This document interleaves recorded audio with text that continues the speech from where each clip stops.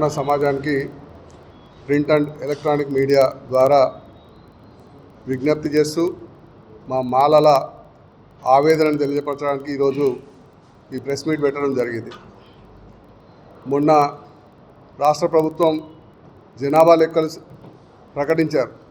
ఆ జనాభా లెక్కల్లో తప్పు ఉన్నదనడానికి నిదర్శనం ఏంటంటే షమీమ్ అఖ్తర్ గారు ఈ మధ్యకాలంలో ఎస్సీ వర్గీకరణ సమయంలో ఒక రిపోర్ట్ ఇవ్వడం జరిగింది.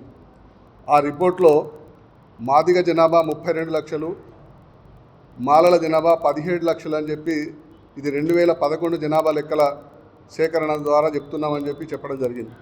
కానీ మొన్న 2026లో ఇప్పుడున్న ప్రభుత్వం సేకరించిన జనాభా లెక్కల ప్రకారము మాదిగ జనాభా 36,57,551గా ప్రకటిస్తే మాలల జనాభా 14,71,71,500.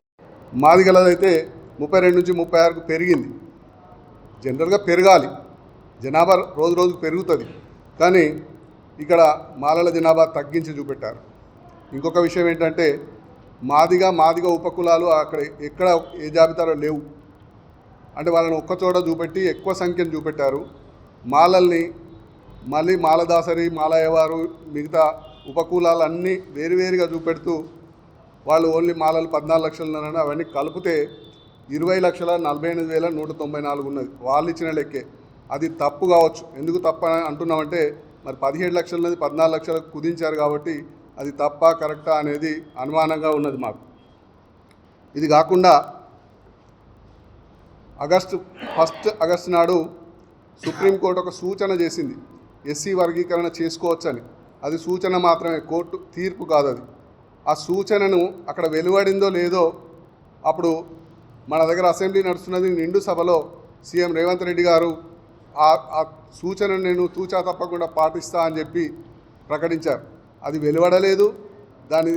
అందులో ఏమున్నదో చూడలేదు. ఏం చూడకుండానే ఆయన ఆ రకంగా ప్రకటించారు. అయితే ఇప్పుడు మరి 24 మార్చి రోజు దళిత క్రిస్టియన్లకు రిజర్వేషన్ వర్తించదు అని తీర్పిచ్చారు. దాని మీద ఇప్పటి వరకు సీఎం గారి దగ్గర నుంచి ఎలాంటి స్పందన లేదు. అంటే దీన్ని బట్టి చూస్తే ఏమవుతుందంటే దళిత సమాజాన్ని విచ్ఛిన్నం చేయడానికి ఒక మనువాద భావజాలంతో పార్టీలన్నీ ఒక్కటై మాలల మీద కక్షపూరితంగా వ్యవహరిస్తున్నారని చెప్పడానికి మేము సంకోచించడం లేదు. 1986లో కారంచేడులో జరిగిన సంఘటన, 1991లో చుండూరులో జరిగిన సంఘటన, ఈ 2 సంఘటనలకు అప్పుడున్న మాల నాయకులు బొజ్జ తారకం, కత్తి పద్మారావు గారు వాళ్ళ నాయకత్వం వహించి పోరాటం చేస్తే ఎస్సీ ఎస్టీ అట్రాసిటీస్ చట్టం వచ్చింది. ఆ చట్టం వచ్చిన తర్వాత దళితులకు ఒక రక్షణ ఏర్పడింది. దళితులను ఏమైనా తిట్టాలన్నా, దళితుడిని అనాలన్నా, వాళ్ళ మీద ఏదైనా నేరం చేయాలన్నా కూడా వాళ్ళకు ఒక రక్షణ చట్టం ఉన్నదని చెప్పి ధైర్యంగా ఉండే. ఆ చట్టం వల్ల ఈ దళితులంతా మన మాట వినకుండా పోతున్నారని చెప్పి దళితుల మధ్యలో చిచ్చు పెట్టడానికి ఇది ఒక కుట్ర జరుగుతున్నదని చెప్పి నేను ఈ సందర్భంగా తెలియజేస్తున్నా. ఎందుకంటే మొదటి నుంచి కూడా ఇది విచ్ఛిన్నం చేయడానికి ప్రయత్నం చేస్తున్నారని మాలలు వర్గీకరణ వ్యతిరేకిస్తూ వచ్చారు. మాలలు వర్గీకరణ వ్యతిరేకిస్తున్నారని చెప్పి మాదిగ సమాజం మాలల్ని ఎన్ని రకాలు నిందించాలో అన్ని రకాలు నిందించారు. మనువాదులు అన్నారు, సైకోలు అన్నారు, ఇంకా రకరకాలుగా అని. వాళ్లే కాకుండా కొంతమంది బీసీ వర్గాల వాళ్ళతో కూడా లాస్ట్కు చెప్పు దెబ్బలు, మోకు దెబ్బలు ఇవి పడితే కానీ వీళ్ళకి బుద్ధి వస్తుందని చెప్పి అంత ఘాటుగా విమర్శించారు.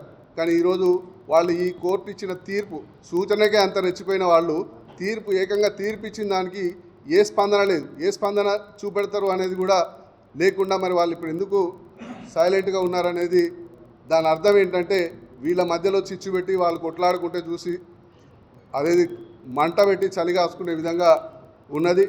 ఒక రకంగా చూస్తే ముందు మాలల్ని వర్గీకరణ పేరుతో రిజర్వేషన్కు దూరం చేశారు. 22వ రోస్టర్ పాయింట్కు కుదిస్తే 22 ఉద్యోగాలు వస్తే కానీ ఒక ఉద్యోగం మాలలకు వచ్చే పరిస్థితి ఇప్పుడు ఏర్పడింది.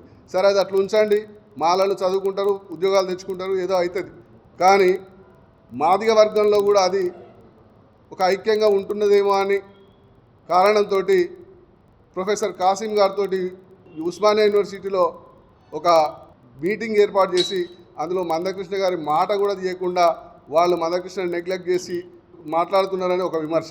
రెండవది బ్రహ్మయ్య మాదిగా అని చెప్పి ఎక్కడి నుంచి అయితే ఈదుమూడి నుంచి ఈ కృష్ణ వాళ్ళ మందకృష్ణ వాళ్ళు పోరాటం మొదలుపెట్టారో ఆ గ్రామస్తుని నేను, ఈయన తయారు చేసింది నేను, నా పేరు లేకుండా ఆయన ఎట్లా చేస్తున్నాను, ఆయన ఒక వర్గం. అది కాకుండా మోతుకుపల్లి నరసింహులు గారు మొన్న ఒక కొత్త పార్టీ పెట్టి ఆయన నేను అసలు మాదిగను వీళ్ళంతా కాదని చెప్పి ఆయనది ఒక వర్గం, విశారదన్ మహారాజ్ గారిది ఒక వర్గం, గాలి వినోద్ కుమార్ గారిది ఒక వర్గం. అంటే మాదిగలలో కూడా ఇట్లా 5-6 వర్గాలుగా చేసి మాలల్ని విచ్ఛిన్నం చేశారు. మాదిగల్ని కూడా 5-6 గ్రూపులుగా తయారు చేసి ఇప్పుడు ఏకంగా దళిత క్రిస్టియన్లకు వారికి ఎస్సీ రిజర్వేషన్లు ఇప్పుడు కంగు తిని మళ్ళీ అందరం కలిసి పోరాటం చేస్తామంటున్నారు. అంటే ఒక రకంగా కలిసి ఉన్న వాళ్ళని విచ్ఛిన్నం చేసి మళ్ళీ కలపడం అంటే చాలా కష్టమైన పని. ఎట్లాగైనా పిలిపిస్తున్నారు, ఆ పిలుపుని అందుకొని ఈ రిజర్వేషన్లు అడుక్కోవడం, లేకపోతే మాకేదో దేబిరించడం, అది కాకుండా ఒకవేళ కలిసి పనిచేస్తే రాజ్యాధికారం కొరకే పనిచేస్తాం. ఈ రిజర్వేషన్లు అడుక్కోవడానికి దానికి కాదు పనిచేయాల్సింది. దళితులు, బహుజనులు, గిరిజనులు, ఎస్సీ మైనార్టీలు అందరు కలిసి, బీసీ వర్గాలు అందరూ కలిసి ఒక రాజ్యాధికార దిశగా పనిచేస్తే తప్ప ఈ మనువాదుల కుట్రల నుంచి మనం బయటపడలేమని సంగతి ఆ విషయాన్ని ఈ సందర్భంగా తెలియజేస్తున్నాను. ఇప్పటికైనా కలిసి పనిచేద్దామంటే కలిసి పనిచేద్దాము, కానీ ఇన్ని మాటలు అన్న తర్వాత మాలలు మనువాదులని, దోపిడీదారులని, సైకోలని ఇన్ని అన్న తర్వాత ఒక మాలలకు కూడా మాలకు మనసు ఉంటుంది, వాళ్ళు కూడా బాధపడతారు అనే విషయాన్ని మర్చిపోయి మందకృష్ణ గారు ఈరోజు వచ్చి కలిసి పనిచేయాలంటున్నారు. కలిసి పనిచేయడానికి సిద్ధమైనా కూడా, అంటే ఇది నా వ్యక్తిగతంగా చెప్తున్నా, మాల సమాజం అంతా ఏ నిర్ణయం తీసుకున్నారని పక్కన పెడితే నా వ్యక్తిగతంగా మాత్రం కలిసి ఒకవేళ పనిచేస్తే ఈ రిజర్వేషన్ల కొరకు కాదు రాజ్యాధికారం కొరకు పనిచేద్దామని చెప్పి ఈ సందర్భంగా తెలియజేస్తూ అందరికీ ధన్యవాదాలు తెలియజేస్తున్నా. తెలంగాణ సమాజం ఈ విషయాన్ని గమనించి మాకు సపోర్ట్గా ఉండాలని చెప్పి సమాజాన్ని కూడా మేము కోరుతున్నాం. మనువాద భావజాలంతో ఎస్సీలను వర్గీకరించి విచ్ఛిన్నం చేస్తున్నారని చెప్పడానికి ఇంకొక నిదర్శనం కూడా నేను చెప్పదలుచుకున్నా. మొన్న మందకృష్ణ గారు బ్రాహ్మణులను ఏమో అన్నారని చెప్పి బ్రాహ్మణ సమాజం అంతా మందకృష్ణకి వ్యతిరేకంగా ప్రెస్ మీట్లు పెట్టి అందులో ఒక మాట చెప్పడం జరిగింది. మందకృష్ణకు నిధులు సమకూర్చింది మేము, ఆయనకు సపోర్ట్ చేసింది మేము అని ఒక బ్రాహ్మణ వర్గం అంటున్నది. అంటే ఎందుకు సపోర్ట్ చేశారు? దళిత సమాజాన్ని విచ్ఛిన్నం చేయడానికి సపోర్ట్ చేశారనేది ఈ సందర్భంగా మనకు వ్యక్తమవుతున్నది. మందకృష్ణ గారికి అది ఇప్పటికైనా అర్థం కావాలి.